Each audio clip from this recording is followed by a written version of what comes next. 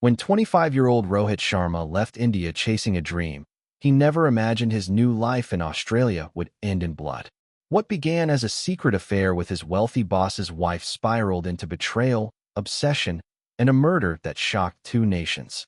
In 2018, 25-year-old Rohit Sharma left his small hometown in India with a suitcase full of hope and a heart full of ambition.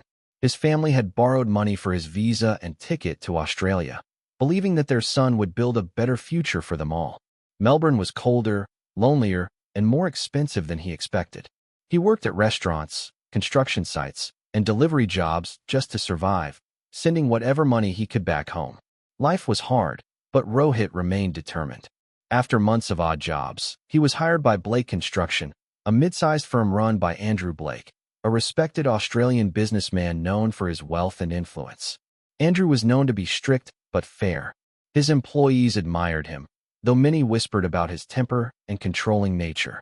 The company handled luxury projects, and Rohit was soon assigned to assist in a high-profile home renovation, Andrew's own house in the upscale suburb of Brighton. The Blake's home was everything Rohit had never seen before: huge glass windows, polished marble floors, and a view of the sea that looked like a painting. There he first saw Sophie Blake, Andrew's wife. She appeared elegant and distant, often dressed in white, her calm voice standing in contrast to her husband's commanding tone. Rohit greeted her politely each morning, never imagining how their lives would soon intertwine. To Rohit, this job felt like a turning point, a sign that his hard work was finally paying off. He didn't know that the beautiful home he was helping to repair was already crumbling on the inside. Behind its perfect walls lay secrets, loneliness, and tension that no one could see. And without realizing it, Rohit had just stepped into a world where success, love, and danger would collide. At first, Rohit treated Sophie with quiet respect. She often came by to check on the renovation progress, asking small questions about his work. Her kindness surprised him. Unlike others in the house, she thanked him for every task, even offering him tea on cold mornings. Those gestures, though simple, made him feel seen in a foreign land where he was usually invisible. Over time, their conversations grew longer. Sophie learned that Rohit lived alone in a shared apartment, missed his family, and worked tirelessly to pay off debts.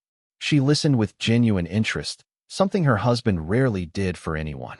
For Sophie, Rohit's humility and warmth were a breath of fresh air. Her marriage to Andrew had long turned cold. They spoke only about business, parties, and appearances. The emptiness in her house had become unbearable, and in Rohit's presence, she found an unexpected comfort. His soft-spoken nature and honesty reminded her of the life she once dreamed of, simple, real, and full of emotion. The connection deepened quietly. Rohit began staying late, fixing small things Sophie claimed needed attention. Sometimes, she left snacks for him in the kitchen or offered to drive him to the station. These moments became their secret rituals, innocent at first, yet filled with growing tension neither dared to name.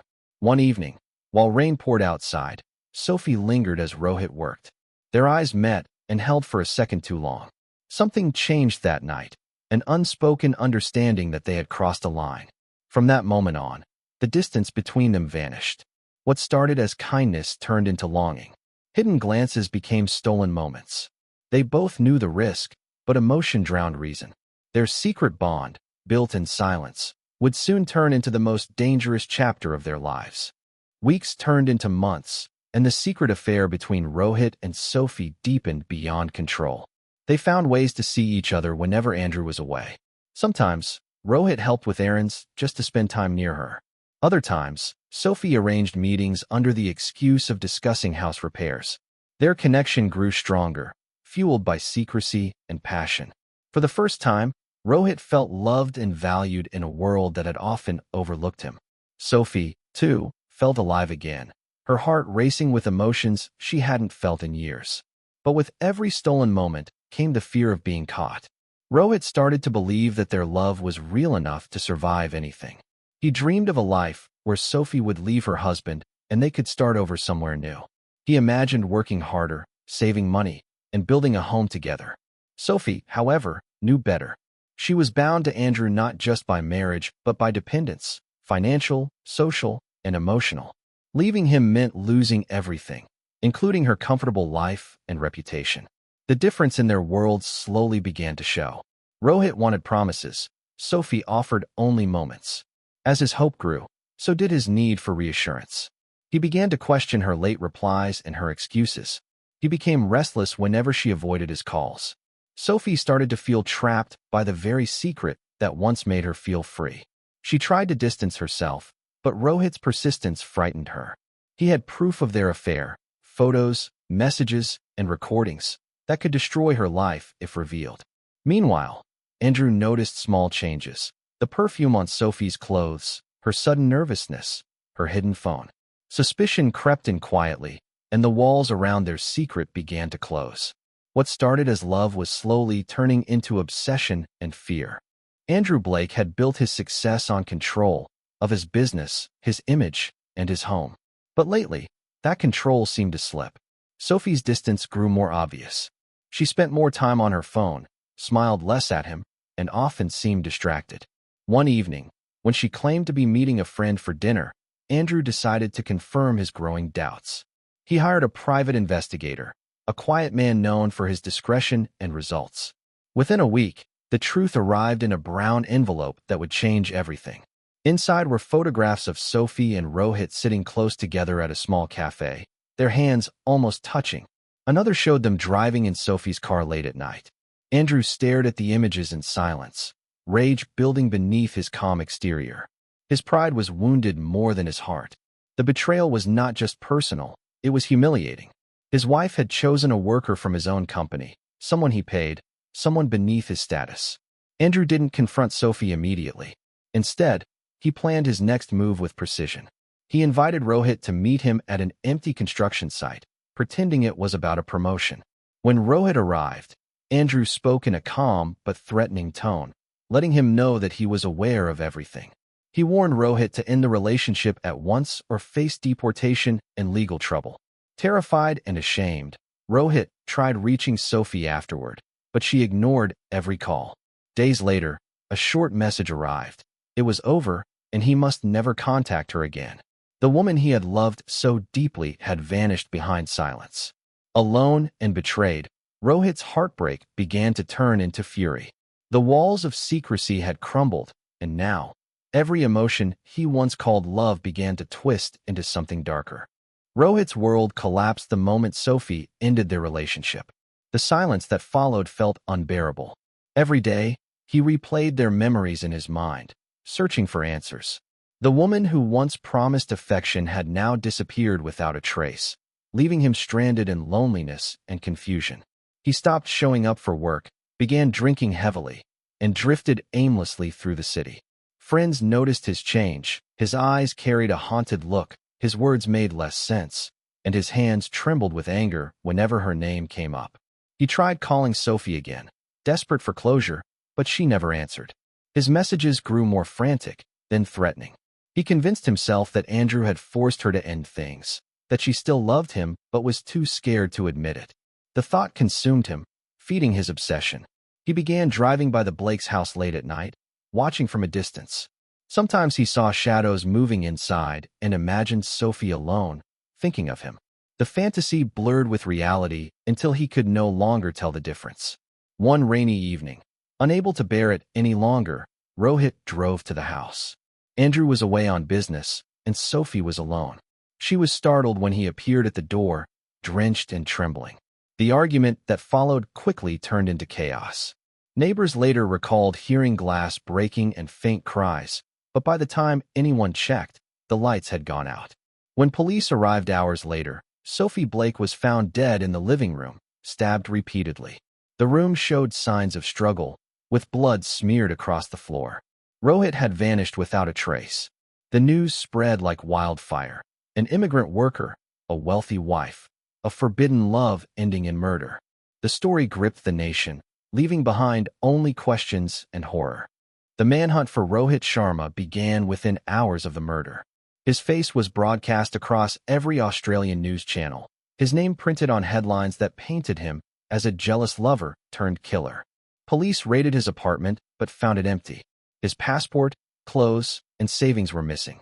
Detectives believed he had been planning his escape even before the murder. Every airport and port in the country was alerted. A week later, authorities discovered his abandoned car near a Melbourne train station. CCTV footage revealed that Rohit had boarded a train to Sydney under a false name. Further tracking showed he had purchased a ticket on a cargo ship bound for New Zealand. It seemed he was running as far as possible from the country where his dream had turned into a nightmare. Interpol issued a red notice, making Rohit an international fugitive. For weeks, there was no sign of him. Then, a month later, hikers near Wellington's coastline stumbled upon a body washed ashore. It was Rohit. His death was initially ruled a suicide, an escape from guilt and fear. But something didn't add up. The autopsy revealed bruises on his wrists, as though he had been restrained, and faint marks on his neck suggesting a struggle. His passport and phone were missing, and there were no signs of drowning.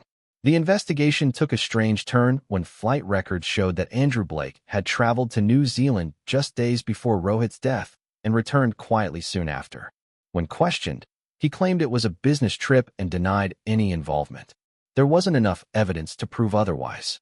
The police closed the case, labeling Rohit's death unresolved circumstances. Yet, whispers spread. Perhaps the story wasn't one of escape, but of a man silenced forever. 2 years after the tragedy, the story of Rohit Sharma and Sophie Blake had faded from the headlines, replaced by newer scandals and fresher crimes. The Blake's mansion was sold, and Andrew quietly relocated to Sydney to rebuild his life. But rumors continued to swirl. People whispered that Andrew had ties to powerful figures who helped keep certain details buried. The official reports didn't match the evidence that a few insiders claimed to have seen. Then, one winter morning, an anonymous leak appeared online, a collection of documents allegedly belonging to the private investigator Andrew had hired before the murder. The files included receipts, call logs, and travel records showing that Andrew had arranged multiple secret meetings in the weeks before Rohit's disappearance. One record in particular stood out: a private jet booking to New Zealand on the exact date Rohit was last seen alive. It raised chilling questions. Had Andrew tracked him down to ensure the scandal was erased permanently? Despite the revelations, the police refused to reopen the case, citing lack of verifiable evidence. Without witnesses or hard proof, the truth remained buried. Andrew continued his life untouched by law, eventually remarrying a young socialite and expanding his business empire. To the world, he was a successful man who had endured tragedy. But those who knew the story whispered another version, that Andrew had orchestrated everything, from the exposure of the affair to Rohit's mysterious death. Some believed Sophie's murder had not gone as planned, that it was meant to look like a confrontation gone wrong. Others thought Rohit had been framed and later silenced. No one could prove anything.